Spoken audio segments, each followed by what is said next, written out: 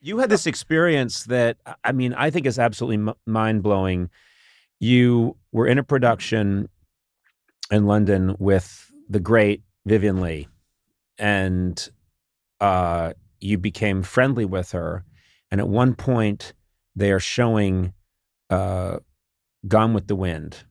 And this is many years later, but they're showing the film Gone with the Wind. It was a re-release. A new release, that had been smartened up and tidied up and given new technology. And because you're friendly, she invites you to attend with her, and you sit next to Vivien Leigh.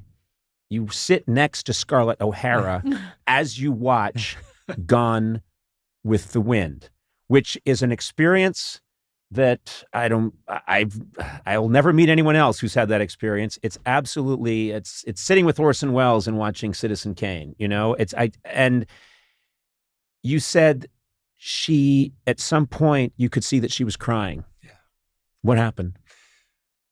Well, by the way, just to get the seating layout proper, I was on her left side. On her right side was her boyfriend, who was a leading actor in the company we were working for, which was the London Old Vic Company, on tour.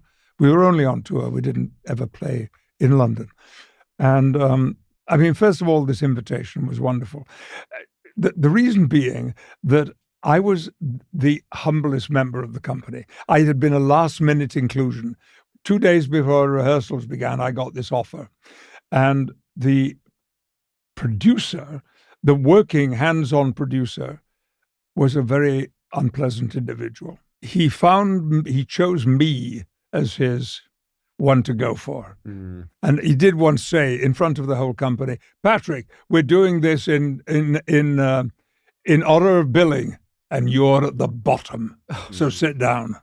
I mean, you wouldn't get away with that today. I try, but no, you can't. Yeah, is that quiet you? Oh, he called me barely adequate the other day. He called me barely adequate. Really? Yeah. Well, it was in a review. Well, for the London Times. Look what happened to me. Yeah. You're going places. Oh, yes. Could be a testimonial. Oh my God! You've finally given me something to live for. Oh. So you're at this production. Yeah. Or I'm sorry, and we're sitting side by side, and I am so excited and thrilled and proud to be sitting alongside her. By the way, in a dinner jacket, because we've been told, by the way, when you go on this tour, you must have dinner jackets. There'll be a lot of formal parties. Dinner jacket. I'd never owned a dinner jacket. And I went to look, and I couldn't possibly afford one. They were so expensive. But on Charing Cross Road, there was a used garment, men's used garment shop. And I went in, and there was this tuxedo. And I don't know what it was made of, but it looked like a blanket. And it was huge. And I think it was a blanket. I think you got conned there. A blanket. Yeah. And so I was sitting on one side of her, and her gorgeous boyfriend was sitting on the other side of her, wearing a fabulous, expensive suit. And I saw that she was touching her face quite often. And then finally, she turned to me and she took my hand and she said, "Patrick, I'm going to have to leave. This is so upsetting. You see, so many of these lovely people I worked with are dead. And it's upsetting me so much. So thanks for sharing this. I hope you enjoy the night." And she got up, and she and John walked out. And I was so touched. She could have just left. She didn't have to say, "Thank you for coming, and it's very good of you," and explain to me why she was crying. She was a superstar. Oh, God, yeah. Of her day.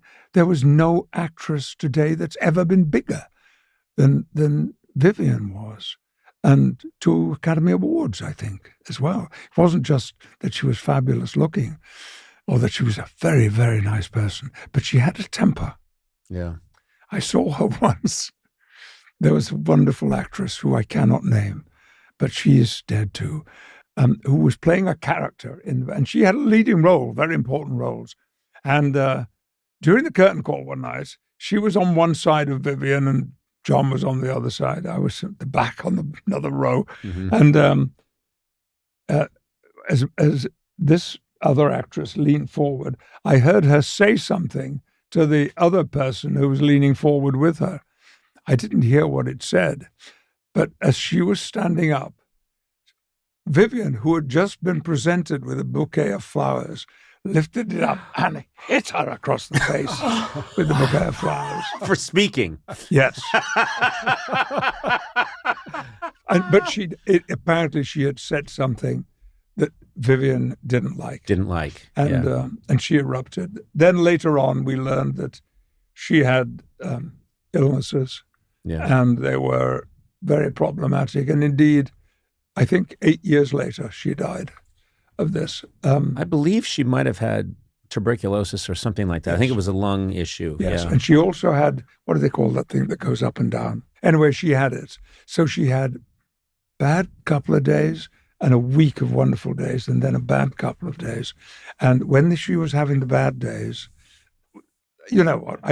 We're talking about Vivien. Oh, you're talking about mental illness. Yes. Yes. Yeah. The bipolar disease. Bipolar. I Yes, see. that's Yeah, right. Which never showed in her work.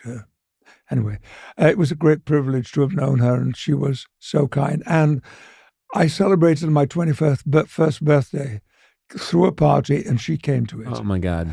None of the other producers did, but Vivien came, and she gave me a golden cotton handkerchief, which she had sprinkled with the perfume that she always wore. She only wore one perfume, which was called Joy by Patou. And it was wonderful. And for years, I could breathe Vivien in from the handkerchief that she'd given me. And then I moved and went different places. And about 2 years ago, I found it. Yes. Oh, good. I was going to say, if this thing is missing, Oh, wow. Does I'm it still walking out smell? now. Does it still smell? No. Oh, The smell was gone, but the memories were still in place. We could get some jupe. yes. I was Oh, just thinking that. no. Oh, no. It's, you don't want to talk about, it's No. cologne that men wear. I wore it once.